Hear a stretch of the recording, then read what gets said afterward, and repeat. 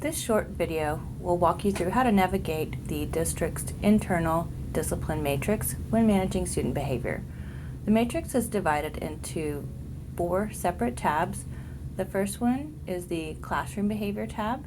All of the conduct that is listed in here is aligned with the Infinite Campus Classroom Behavior Management tab for entry, as well as some of the mild negative consequences as a classroom level response.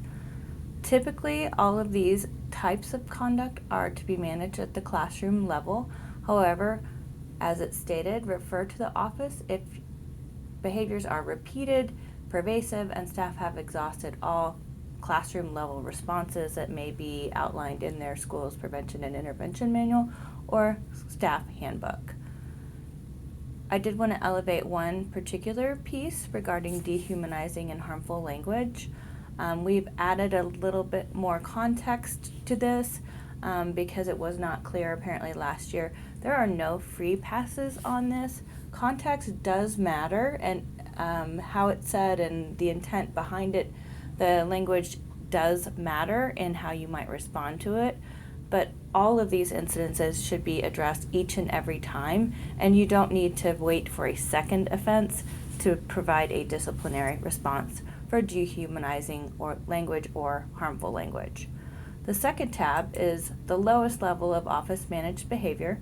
There is a new cell phone violation code for this coming up year, and you will notice that a 4100 code of tobacco use and possession, when you click on the 5100, that is repeated.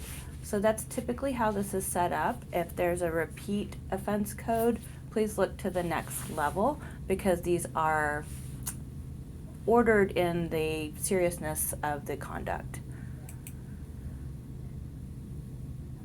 All of these types of conduct are provided with a general description as well as some resources and policy links.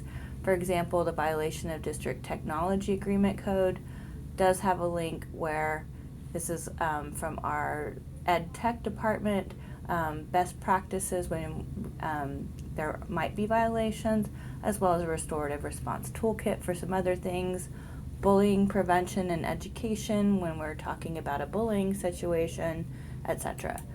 Moving on to our level 5 conduct, there are protocols included with links regarding substance prevention and support protocols that are to be followed by school administrators and school nurses in collaboration, as well as information like how to dispose of nicotine and marijuana vapes and some policy links.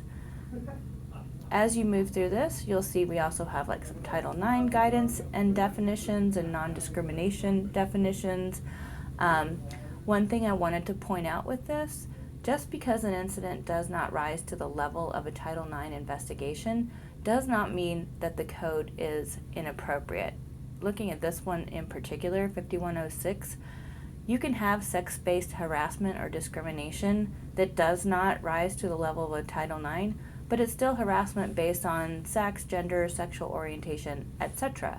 So you can still use that code. It doesn't have to be a Title IX for that to fit.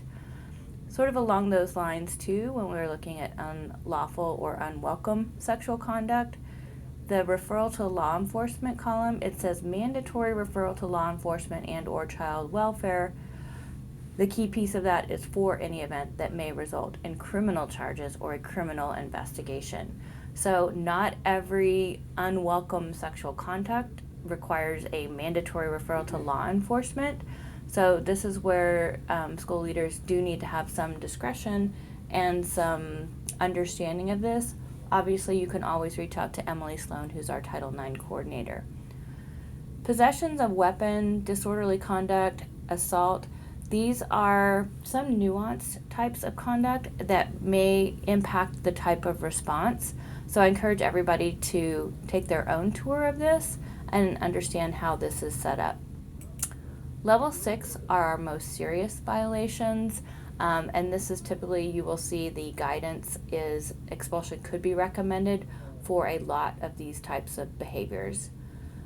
Also note, anything that is discretionary in school suspension, out of school suspension, which is every single code except for possession of a firearm on campus. This is the maximum. It does not mean that you always have to go to the maximum. In fact, I would discourage you from doing so. You want to leave yourself room in case there are some repeated behaviors, but it's also, that's just the guardrail. You can't go past that. So schools are always encouraged to look at creative ways to provide a disciplinary consequence that will also minimize exclusionary discipline. So I hope that this has been somewhat helpful, so you understand how this resource is set up. There are many, many resources linked within it, and it is truly meant to be a one-stop shop for schools. Always, whenever you have questions, feel free to reach out to the Discipline Office.